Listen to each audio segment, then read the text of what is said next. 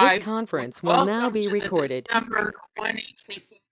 Welcome to the December 24 Arlington Senior Democratic Lunch. Our guest today is Takis Karantonis, a member of the county board. Without further ado, and please excuse the background noise, here is Takis. Oh, everybody. I hope that you can see and hear me. I see a giant rainbow over in the background. This is awesome. That's especially in a dreary and a foggy day today. It's kind of a good thing to be able to see that. So I just came from a important ribbon cutting. We did that. We have an arts facility, an art maintenance facility, an art bus maintenance facility. Volunteer bus. It is here in Green Valley. It's right along 395. It is right along 395. You can see that it looks the part. A lot of solar and a huge solar array, a solar panel array. The facility is self-sufficient in terms of electricity. It will be also the next home of our starting fleet of battery electric buses. Now, why is that so important? First, it's for me important because I'm a big transit person, but I believe it's for everybody here important because the piece of I always thought that our older adults enjoy mobility and cheap, reliable, frequent, and carefree mobility, and a healthy transit system that connects well and it's available, brings you to where you want to go, is a big asset. Good community, a successful community has these basic things like there's housing that works for people, there's transportation that works for people, there are public services and social services that work for people. Plus education, which is, still a very big deliverer. And so we have had a quite a month last month. I believe that we have recovered all. It will take a while to recover really, but we have to recover, period. And we have to recover in very serious terms because the 21st of January is not so far away. And the clock is literally ticking on this nation. And we still don't know what we are going to face, but we know that we are going to face a very tough one for everything. First and foremost, that's an important thing for the soul and the culture of our nation, soul and culture of America. Because yeah, we actually lost an election. It's not like we lost half a battle or something. We lost an election. This is just a fact. We lost the popular vote, which was especially disappointing for me. And we lost, of course, the outcome of the vote. So this means that it's not only whatever we do to protect what the gains of the Biden administration and everything that we built so far, also in our communities here. This means also that we have to look very aggressively forward on how to win back the winning hand on the political argument. We need to convince America that democratic governance is the right governance for this country, for these people, in this setting. And as everything, it starts here, local. Tip O'Neill was saying that all politics are local. Well, guess what? We are. And us being here in Arlington, in a place that's safe, democratic, we still suffered some, things that should make us perk up and look at them.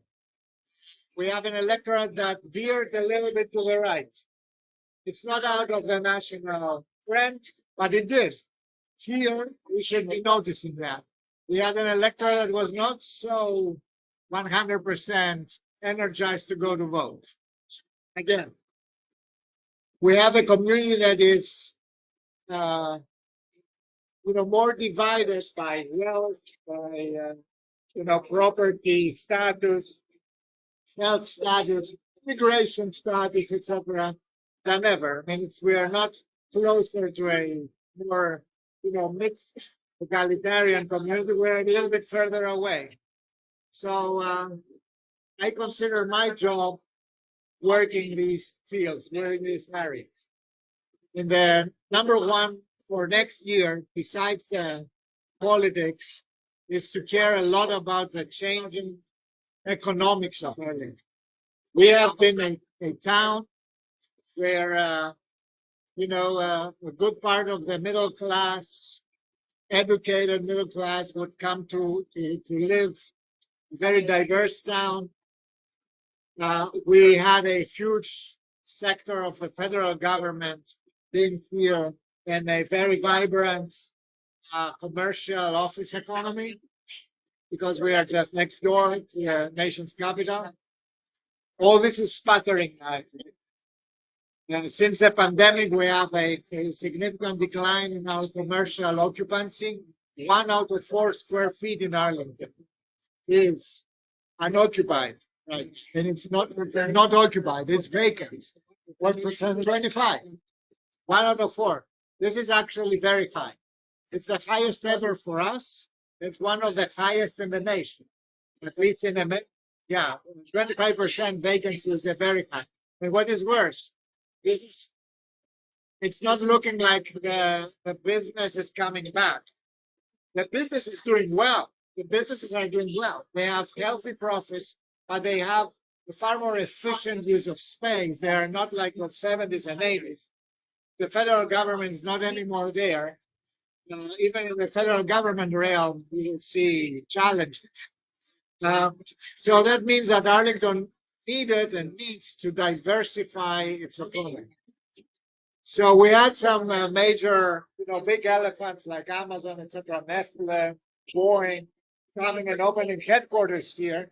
Make no mistake, this is a fraction of the occupancy that you can get. Also a fraction of the personnel, because these are headquarters. These are really, this is not so intensive in terms of personnel. What we are not very competitive anymore is the in between, the middle class business. 94%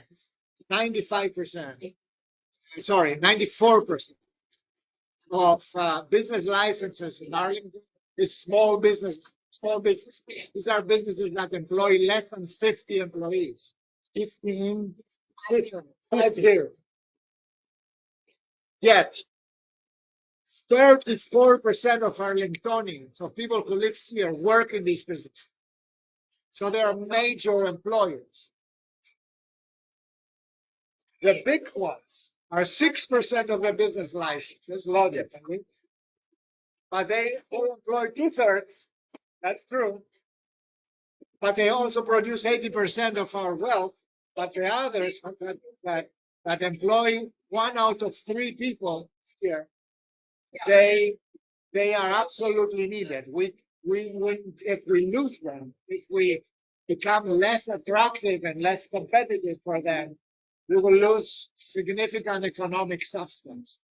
And that means we won't be able to pay for our school system. We won't be able to pay for all our social services. We won't be able to pay for housing support, from everything, from supporting affordable housing to all the way supporting those people who cannot make rent right now because rents are horrendously high. The highest, most expensive rental market since we keep track today.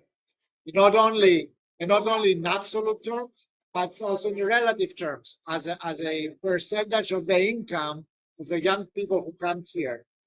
The result of that is, it's not only Arlington, but Arlington is in the middle of it. The result of that is that the incoming population in Arlington comes from college towns like Charlottesville, like Lansing and Urbana, etc. But the outflow, they go to Charlotte and uh, Raleigh and Durham and Richmond and Austin, Texas, and so forth. So we lose the most productive part of our workforce. And as you know, because most of you have been federal employees, the number one, advantage of Arlington is the skill and quality of its workforce. So if we lose these people between 30 and 40 who are at the most ascending economic uh, part of their careers, we are losing significant economic muscle mass. So I'm very concerned about that. This keeps me awake every night. And I know what needs to be done for that. We need to fix housing, for example. Housing is actually horrendously expensive.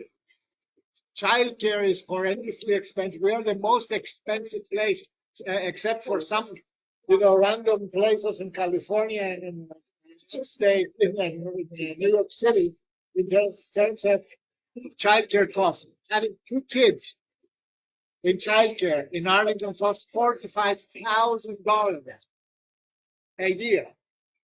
This is almost like sending two kids to college. So that's not sustainable. So Elder care is also very expensive. yes, and I'm getting to that. Not only care, but everything that has to do with aging. In about 10 years from now, 1 out of 3 Arlingtonians will be older than 65. 1 out of 3. People like to retire here, like to retire in place and in community. Great. But a significant, a far higher percentage of our older adults cannot financially retire. We have significant presence of elder poverty, significant. And at the same time, not everybody is, people are covered in terms of their health care, but not entirely. And we see enormous gaps in that. We have also an immigrant population that's now getting older. They weren't here all their life, or they didn't work in jobs that were very, financially supportive of a smooth retirement.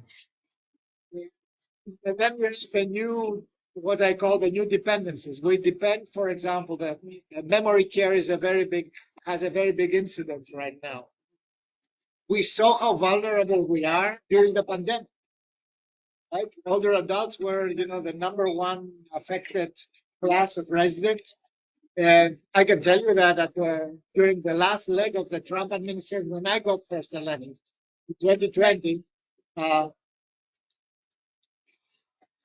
one of my first field trips was to the Nova Hospital to see how people had to be intubated and having to say goodbye to everybody, goodbye to their family members and next of kin, because they didn't know if they will come back through an iPad.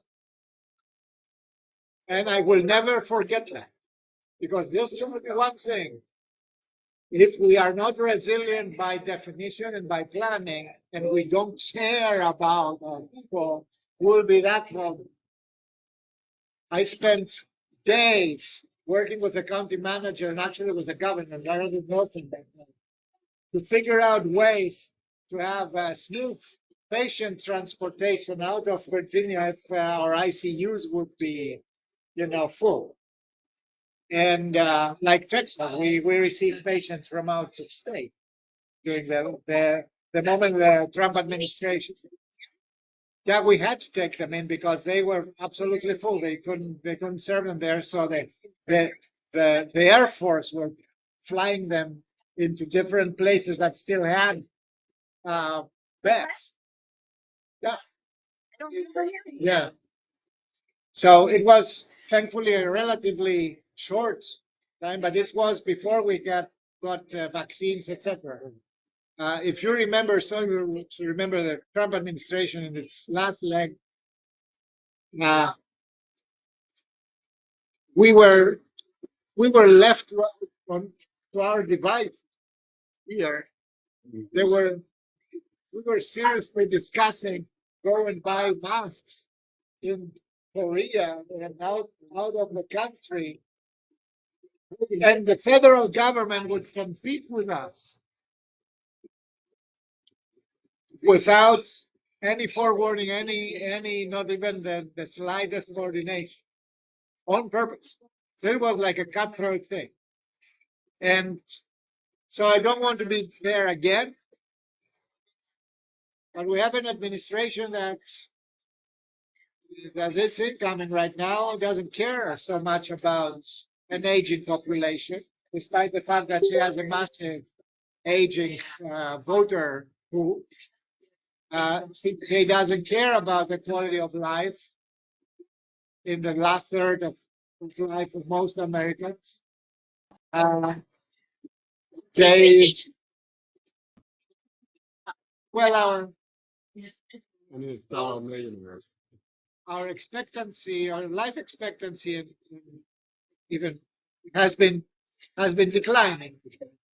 And not only that, what has also been declining is the quality of life, the access to services, the access to health care, mental health care, the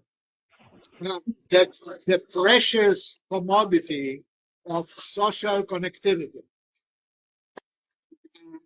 One of my favorite facilities here in Arlington is Culpeper Gardens. I think that we should be proud as a community to have the one and only in the Mid-Atlantic, the one and only facility that provides affordable housing to low-income older adults.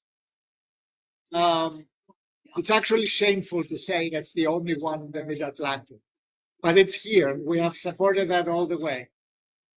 And we have faced, challenges to expand that because we need to do that. It's expensive to do it. So I've seen there one thing. If I have a takeaway every time I go there, when people are together, when they are social, they are not alone. This makes a huge difference. You walk into their restaurant or like it's the dining room, and you see happy faces. This doesn't happen every day. You cannot, you can do anything you want, but the social connectivity. This is why we continue to invest in 55 plus programs. Is one of the, in our community centers. And I think that social isolation is a huge task that we need to be focusing and be very conscientious about making community happen together. So everything we do needs to answer the question: does it bring people together? Is it a regular, comfortable, safe, agreeable space that people would congregate and get the social connectivity together? And this is why I love you so much, because as Dems, you are keeping the social connectivity for good reasons. And I know each and every one of you as volunteers out in the community, as volunteers for our party, as volunteers for everything we do. And as the edge of our recovery from the shellacking that we received just a month ago. And I'm very confident that we will recover. In Virginia, we have to recover first, because we have a governor's election. There's a special election, right? There's a special election on the 7th,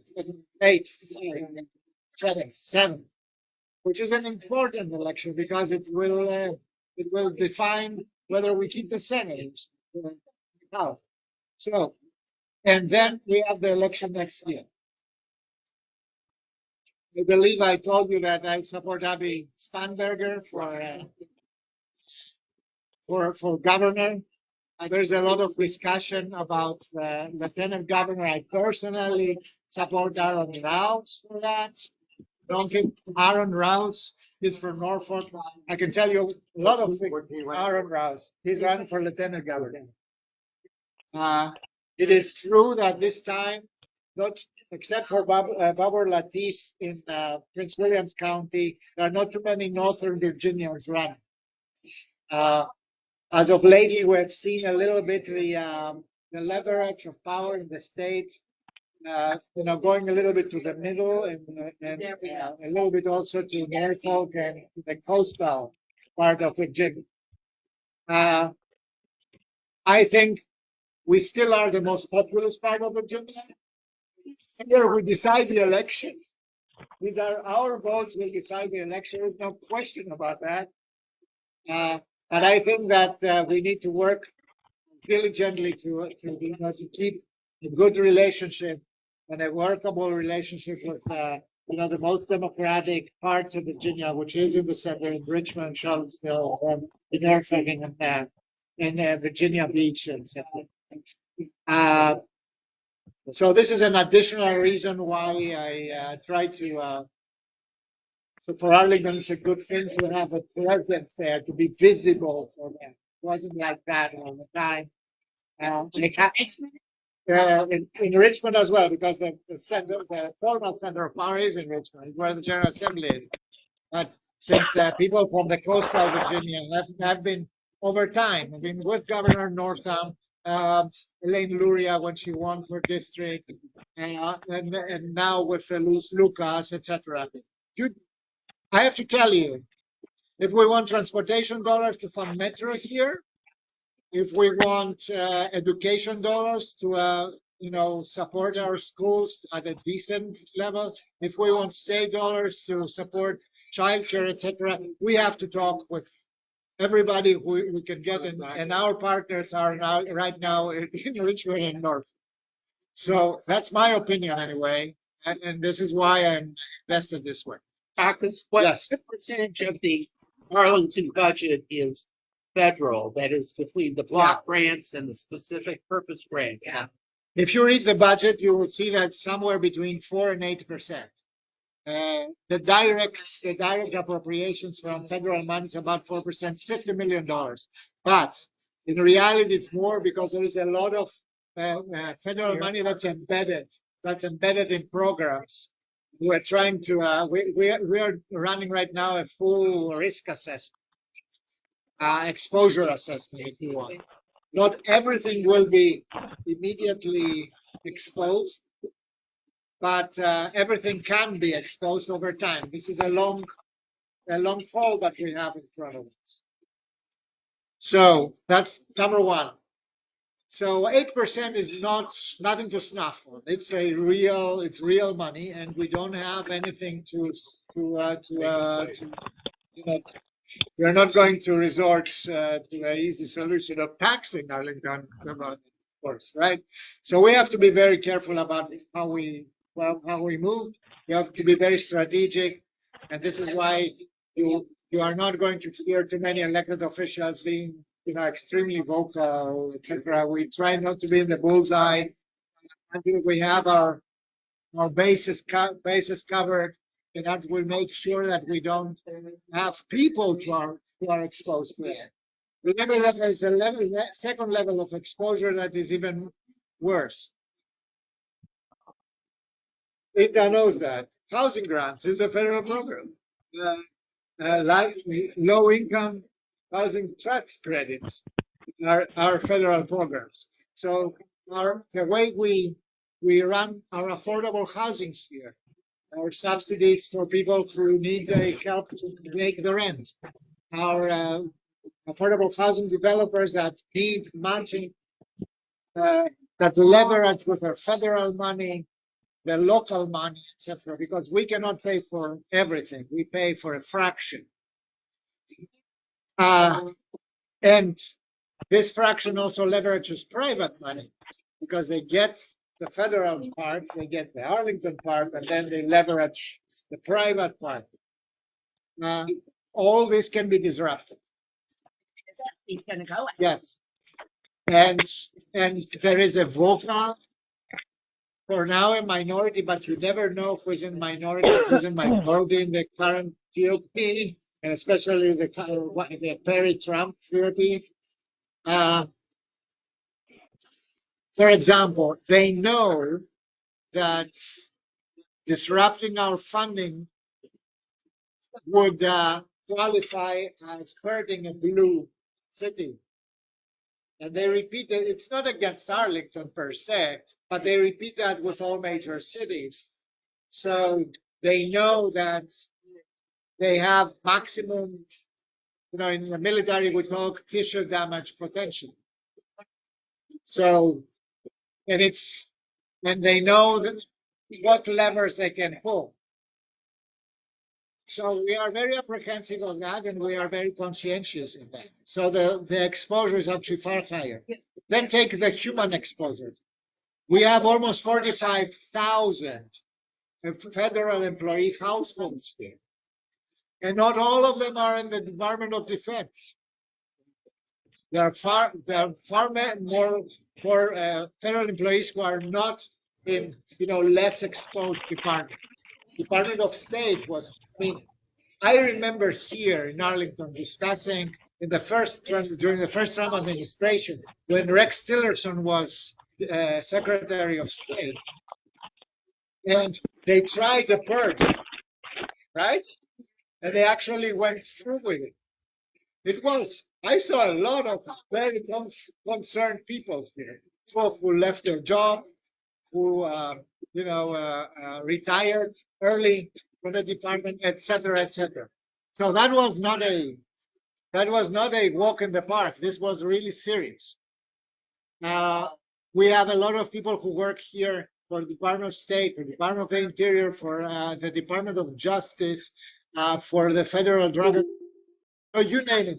In the top 10 list of agencies, including the EPA, etc., we have a lot of households whose livelihoods depend either their job by itself or their location, because this is also in the plans of the incoming administration. We have seen some movements in the past to take agencies and to send them to Utah. Yes. So, and this is actually functionally dismantling the government efficiency system, shooing people away that are competent and knowledgeable. There are wild speculations about the percentage of federal employees that would qualify for retirement today. Across the board, the assessment is that's more than 30%. So think about that. This is a staggering percent. When we're retired, there's a chance they can't afford to live here anymore. Exactly. Yes. And they will have to move in places that are not going to serve them well, because it's a nice place to age. So there is a lot of disruptive potential. So our job on the county board is to hedge against that, build up defenses, make sure that we cover for vulnerabilities on the short term and the medium term and the long term, and work to diversify our economy so that we have where to stand when the going gets tough, when we face choppy waters, whatever these waters may be. It can be political choppy waters, it can be economic choppy waters. We are not out of.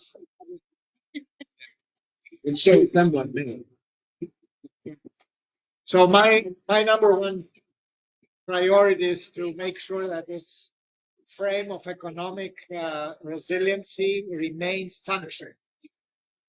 Every discussion, political policy discussion we had in Arlington has a reading from this point of view of economic resiliency, being a town that continues to live that way.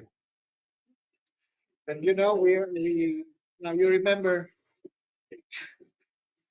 13% of our land produces almost 57% of our revenue. 13 or 30? 13. Actually, a little bit less. It's 11. But that's because the federal facilities and the cemetery are tax exempt. Yes, and because we have invested in transit corridors that allow for this economic base to exist and to be so prolific, so that we can afford for every tax dollars the average taxpayer invests in this community, we get the matching from our economy, right? A matching. Yeah. Right? So that is not anymore the case. We are now at the far weaker ratio, 43-57, and deteriorating. I think that we are at the point where we cannot allow to deteriorate even further. Now we have to be a little bit bolder.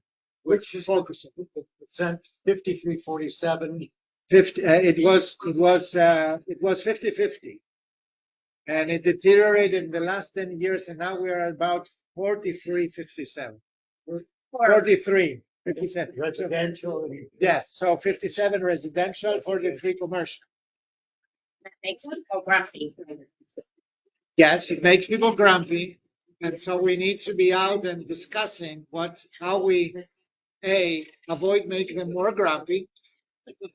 That's number one, but then make them understand where the pressure is coming from and where the solution, right? So we have liberalized, flexibilized uses, commercial uses. Now we can accommodate many more investment opportunities here. There's still a town with 2.2% unemployment rate. That's practical full employment. That means that every dollar that's invested in Arlington will need to still import the workforce from somewhere. So this is why you hear so much about housing. Arlington is not attractive because it's nice. That too. But primarily because it's where the jobs are. So, we can say, and this is why we are so interested in housing attainability and affordability. Right?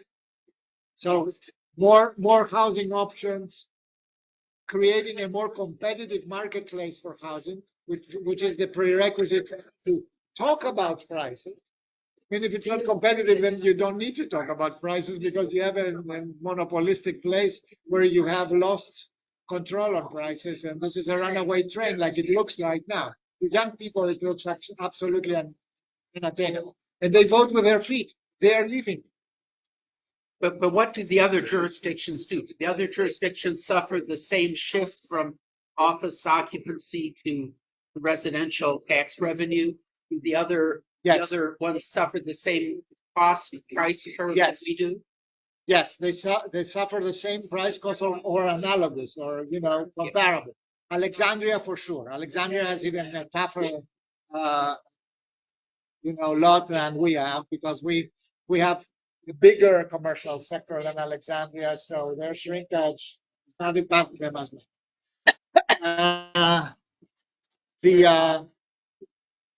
The DC definitely. DC is literally in the bullseye, and make absolutely no mistake. We have no interest in DC deteriorating significantly. We have nothing to gain. Or a subway ride away from whatever problems they have. Yeah, they, if they are lower than us, they will be extremely competitive for our own clients, for our same business, the same jobs. We hear a lot about growth, etc. Yes, we're still growing because we still create jobs, but we're growing at a very moderate to slow pace. This is about 1% a year. So the past are the times, really way past are the times we were growing. That's in tax revenue or? No, that's in population. 1.1, 1.2 right now. Actually, my biggest problem is that it begins to shrink in the part that's more economically active. New apartment buildings going on. Are they being occupied? I mean, Yes. it's marvelous. Yes. The number of. Yes, because we are behind. The reason why our housing prices are so high is because there is still an unmet demand. Plus, because homeownership is so unattainable, we have perfectly viable households for home ownership who still remain in the rental market for way longer than they used before. In 2010, a young couple, federal employees, basic general service level, saving 5% of their household income. They needed, saving every year 5% of their income. They needed about 3.5 years to make for a down payment for a median house in Northern Virginia. It is now 8.5 years. So in just 12, 15 years, it has gone from 3.5 to 8.5. This is this is not Not sustainable. the incoming generation is protesting against that. And you see also the political footprint of that, slowly but steadily. Yes, here in Arlington, we have had this amazing discussion about the missing middle, etc. Right? We would never have this discussion if there was not a generational problem that is extreme, that heats up the demands. The people who were for it, they have an average homeownership rate in their best professional years of less than 42%, the millennial generation. Compared with the boomer generation, it's 80%. The next one is 75%. They are at 40.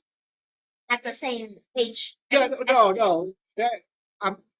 The millennial generation in America is about 40%, 42% of home ownership rate. This is low, very low. The generations that Trying to understand the comparison. yes. So the older generations are in a far more stable place. So there is not this transition. They feel like this is a political problem. They feel like they are trying to walk up and down escalate, or sometimes that they're in a broken elevator. They're supposed to go up. They do everything right. They save enough. They have high wages. They fight for them. They are the best educated generation in America's history. Yet they don't get there. They have less of an expectancy to accumulate wealth, to do well, than their parent generation and even their grandparent generation. So you have seen in this campaign that all of a sudden everybody was talking about housing, even Trump. And you will see more of that because this is a real threat to the prospects of an entire generation. And if you add to that the inequalities in the way that wealth has been distributed around, then you have an explosive mix. And we progressives, we Democrats, are told to figure out solutions. Now, these solutions will have to be tailor-made for every place because not every place is the same. We'll have to have a stack of federal, state, and a local solution. So we have to figure out in Arlington what a good mix of these solutions are. Until now, we could afford an amazing investment in affordable housing. If we spend almost $0.7 billion to have almost a little bit more than 10% of our rental stock in supported public housing or affordable housing available and affordable for people under 60% AMI. In good times when the machine that we talked about works, this is something that's sustainable. If something happens to the machine though, this begins to be not. So therefore we have to structurally, you have to use all the tools in the toolbox with measure, with consideration. We have to create not only housing affordability, but also good quality of life. That's called livability, right? Especially in an aging generation, population. If you go out to the sidewalks, these are nice sidewalks to walk on here in Arlington, right? Everything is walkable. It's relatively attainable, right? You can get there. But if you go, to the average neighborhood, you will see a lot of challenges. So this is what we are working. Figure out a good sustainable balance that doesn't bankrupt us and that is resilient if the golden fundamentals of our legacy economy have to shift like they're doing right now. That's my spiel. So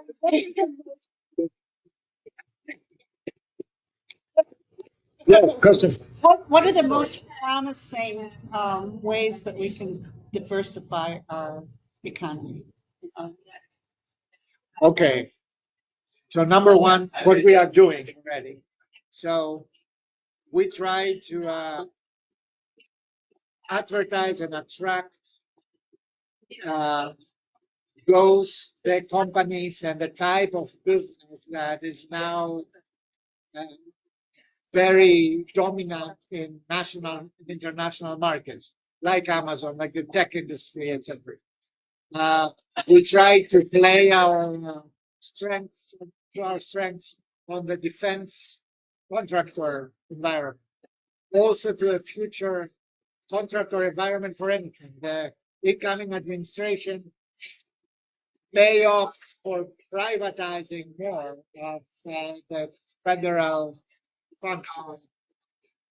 I'm not a supporter of that as a principle, but if they do, we want to be competitive. In past tightening administration, whenever the federal population gets cut, the consulting population goes up. Yes. And federal contractors. They pretend that they're cutting by simply taking Yeah, we have to still do the the job. job. So The biggest difference is that the federal employee in Crystal City in 1990 or 2000, before BRAC, would have a career of 25 years. They would slowly but steadily figure out a way to locate their family close by or in Arlington. 2/3 of the economic footprint of any working person has to do with the residents. With the rest. With the residents. So we get because they shop here, they live here, they buy a phone here, they maintain a phone here, they circulate with a car here, they bring in visitors, they have a full life. So 25-year federal employee was the ideal neighbor, stable, financially secure, a lot more prone to spend available income, also able to save enough to support the value increase of assets here, and with a predictable life, and a little bit more relaxed, right? The average private employee, consultant, etc., will be here for 2 to 3 years. Will rotate in and out. Will have no incentive to, will demand to have the best schools, but their kids won't finish high school here most of the time. So their ability to deliver community in a more transient setting will be less. Because they are kind of economically nomadic, they are not going to have the same footprint, the 2/3, because of their residence here. We welcome them, we love them, but we want to keep them here. So one of the important components is to make sure that we support economic development, supports businesses that will stay here. Therefore, it's so critical to support middle class businesses that are in growth. Some of my colleagues, even I, were in the past skeptical about incentives, like grants, small grants to startups, etc. We didn't believe that there is a lot of bang for the buck. Now, because of seeing what's coming, we became way more assertive. And we invested money last year. We call them gazelle grants, or they paid off. We get more employees. Some fail, but not even the majority succeeds. But those who succeed, they succeed very big. And guess where? In all types of things. It's not only cybersecurity and weaponry and what sells on a battle place, etc. It's, for example, medical devices. We have here startups that build little they look like earrings, but they are taking a constant measure of your blood sugar. Yes, an amazing thing. And so you can control the diabetes and your blood sugar in real time. You will never be.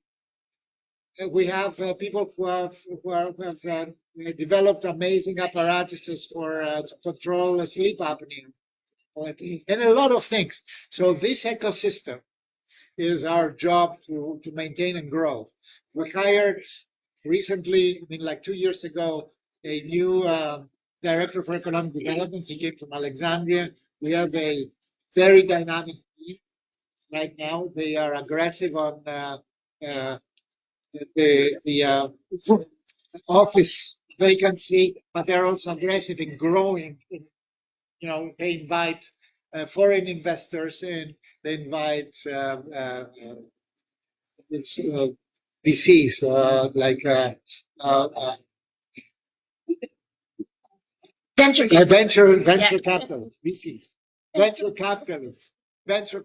They are really working on that. Our Economic Development Commission, I was the liaison to that for 3 years. Is a real competence center of competence. They are really tell us things like they are. They never sugar coated anything. It was a very straightforward advisory function that they had, and we learned from a lot. Now we don't have so many. We understood the critical factors. So there's no question about diminishing their level of service that we have on transit. Even with less riders, it's absolutely critical that we keep Metro going, that we keep the bus system going, etc. It is politically more difficult because now I have less riders after the pandemic, but the best performing systems have a very high fixed capital part. So we need to do that. And we see that the moment that we do that, we get our riders back. But now we have to really guarantee the level of service. It's not like they have to be at 8:30 a.m. in front of the Pentagon doors. They can, some of them can work remotely. But when they want the bus to get them somewhere, they want the service to be reliable. The other thing is housing. We understood now in very practical and brutal terms how long-term housing policies increase or decrease our flexibility in being resilient. Right? Nothing of what we do, except for paying the difference of a rent today, plays out in the next 3, 4, 5 years. It plays out in the next 10 years. So when INTA was planning for housing in Arlington, it took like 20 years to figure out how important this is. But now we know it, and it would be a shame not to apply the lessons. So the lag is an important thing to communicate to people. We know that we are doing the right thing. We cannot possibly do the wrong thing if we say we have to be able to house people. We have to be able to have at least a chance of, reducing the relative price. Prices are not coming down. We are not like the famous price of eggs in this last campaign. No, prices are going up. The question is how fast, and how fast in relation to wages. We are now in a place where in the DMV we have the the best, the highest ever, in recent times, the highest compensation level, both federal and private. Our own county employees, I mean, we really have increased their wages because they are now able to bargain independently, right? After 40 years, we're back. And it's a good thing. But of course, prices out there have kept up. And as long as we have scarcity, this will continue to happen. If we have less scarcity, it's less prone to it. I'm always saying to people when we have this single family homes versus, the same envelope, but with more than one family there. I live in a condo built in 1940s. It's a little townhome in Arlington Village. When it was built for rental, but when it was converted to condo, it was, reasonable expensive. It was not new, so it was not the most expensive, always attainable, but it is expensive. My appreciation rate on my tax rate, my tax assessment is a fraction of the neighbor who has a single family home from the same period there. A fraction. We're talking about less than a fifth. So it's over time what happens. So my condo will be affordable to the next generation of people. And as a matter of fact, 30% of the people who move in my community are young. They're like 25-year-olds. My neighbor's single family home on the corner is a great place, great home, but it's not affordable to these people. It's absolutely not attainable at all. We started at the same point, but we are ending in a very different place. So we want to have a mix of this so that options are available. So that, I have traveled very little, but when I go to conferences with elected officials like here in Virginia, every staffer that you see out there say, "Oh, Arlington, guys, wish I could live there." It's really depressing to have to answer that every single time. So I think that within the frame of understanding our economic vulnerabilities that eventually may affect home and asset prices, asset values, I think we can make a better argument now for more diversified, economically more diversified town. If we don't make it now, we are not going to have a second chance. Yes, but yet, real estate seems to sell very quickly. Because it's scarce, too scarce. It's what? Scarce. Scared. Sorry, my Greek, scarce. So we lack in the metropolitan region almost 300,000. We are 300,000 dwellings behind. Overall. In Arlington right now, the worst part of that is that a lot of earning households, young for the younger adults, households who would earn enough to be eligible for a down payment and take an average mortgage, they stay in the rental market because they cannot make it into the housing market. And that makes rents more expensive because there is no moving out of it. So the ladder is disrupted. It doesn't work. And yeah. I switched Sure. slightly. That one comment, going back to what you were first saying in terms of needing to figure out how we're communicating. You were talking about various things. And one thing I don't know if you all as elected officials would notice in the same way I do because of what I do for Arlington Democrats, but at the early voting poll reading, besides, said the shift in voting, slight though it was, there was an increase in Republican voting. What I and a bunch of volunteers saw was a noticeable, not disastrous, but a noticeable increase in Republican breeders, one, Yes. and in hostile and Very. aggressive Republican breeders. And that says something about our community too, about the hurt, of that kind of behavior that I would never have. It's fine to see Republicans in Arlington, Yeah, but we always had them.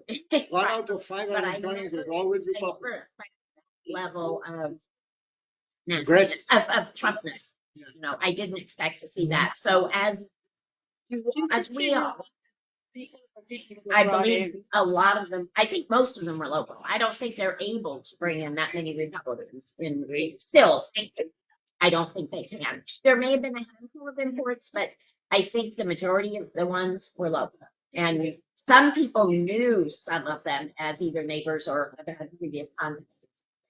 So some of them I know for a fact, and I think most of them were. And again, we're not talking about, they can't compete with us, but in terms of numbers of volunteers, but there were more, they were better. That was the first test. Were here, and not everybody was nasty either, but there were. So that's just something to keep in mind, to factor in for all of us as we Yeah. get. But I'm attacked twice or thrice a week But- on social media. I'm one of those who are relatively quiet. I'm not teasing. And it comes from the Arlington GOP account. yeah, With the immigration discussion that we have right now, because I'm the immigrant of the board. And so I got, they retweet something of, the Denver mayor said that we will remain a sanctuary city, etc.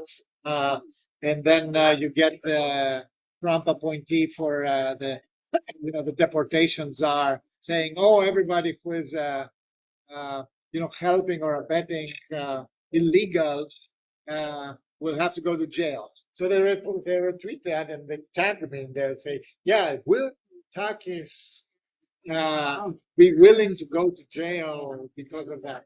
That happens like now. That's where it's coming not from any, loud mouth account. It comes from the official Arlington GOP account. Mind you of the following. Virginia is a battleground for Republicans. yeah. They are not going to, they think that they are on a roll right now. They have a lot of momentum. They think that the Youngkin administration is a good administration to sell as accomplished in Virginia. And that the money and the kind of rhetoric and the kind of political leverage that they will deploy, that this will pay off. They have reasons to believe that. There are good reasons, actually. They are not so off. Youngkin ran a campaign on the education issues up in Loudoun. Remember that? And parents' rights. Yes. And anti-trans. So he succeeded with that. And that was in Northern Virginia. Granted, the most purple part of Northern Virginia, but in Northern Virginia. So if I was in their shoes, I would think that, I would not stay. I would definitely consider being more aggressive in that. Also account for the fact that a lot of national Republican operatives, political operatives, communications people, they descend now on the new Washington, right? Right. They'll live in Arlington. And some of them will live here. Some will live here. And they know how blue Northern Virginia is, and they also know that the difference, the most likely decisive difference in votes in a state election will come from Northern Virginia. So they will fight tooth and nail. Therefore, the 7th is an extremely important election, and next year will be a tough election, right? Very tough. There is no, whoever says, oh, the tradition in Virginia to vote for the opposite party, etc.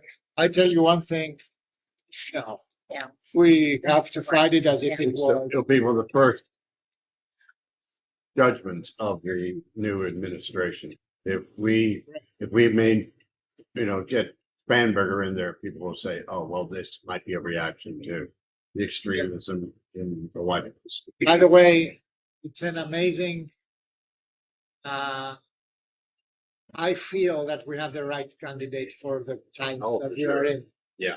I knocked doors for Abigail Spanberger when she was running against Dave Bratz in her district to dislodge a Tea Party Republican, one of the most, front people of the Tea Party back in 2019.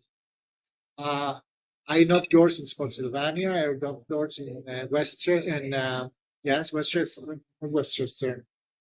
Yeah, and in Wright, around in Wright. So that was purple, deep purple, actually, not any purple. So I saw firsthand how a different candidate would have zero chances. Yeah. And she cares a lot about her constituents, and she is an extremely effective lawmaker because of that. One of the few who could still bridge the aisle and get things done, and for veterans as well, and for so. It's hard to call the So it's a CIA good- officer an extremist left. Oh, they did it Doesn't back work then. too well. Oh, they did it back then. I remember, and this will come again. I would be surprised if not. She is cozy with the Saudis because she was teaching. She was, yeah. Now now Trump is so cozy with the Saudis that this is not anymore a disqualifier, right? But as far as the CIA is concerned, I have to go. they're demonizing the FDI. One more. Okay, very quickly. One quick, Citizens. wanted to mention Yeah. that I think we're missing, just to put a real optimistic note on this. I think one of our biggest allies in terms of turning things around in the next few years is Trump and extremism. And I think what he's going to do to the economy, certainly with if he puts in these tariffs, I think people are going to see, a lot of people are going to see through this. So Correct, but mind you that every time that the White House messes something up, especially the Trump chaotic White House messes something up, A, they're very good at this, and secondly, real people hurt, very much Yeah. so. One other thing that I actually wanted to make sure to say, is ranked choice voting now forever enshrined for every election? It's only for the primaries. That's for now the forever. Because Well, the statute is forever, but the decisions are made by the county board So year by year. So in the general, there can be, I mean, if you want to do ranked choice voting, I get votes for. yeah, this is until 20. Never have that. Yes, I think that this is the concept of how the one vote translates into a representative result needs to be explained better. It needs to be vetted better. In the Democratic Party, we, as of recently, I mean, the last 10 years or so, we have had all our, the primaries, internal or state run, preferably with ranked choice voting. But there is a very big difference because after all, we belong to the same family. It's a number of very informed voters that comes in. We don't inherit all these issues. I mean, typically not as many issues like a general election, like the issues of inequality, lack of access to information, et cetera, et cetera. So I, like with all things, I think that we still need to have a careful conversation about how this plays out because, when you have one seat, it's relatively easy. Right. When you have two seats, it's more complicated. I still believe that it's the best approximation we can have to a proportional system. However, it's, when But then I. you're denying me the chance to vote. Well, we for can both. have this debate later. The very fact, yeah, the very fact that you feel like that as a voter let alone Democrats, etc., is enough of a concern for me. I just So, wanted to be sure to convey. yeah. Yeah. And Well, we want to thank Takis for coming today. He's been very generous with his time. And our meeting in January is already booked with Kathleen Clark. And we hope everyone will join us then. Thank you once again, Takis.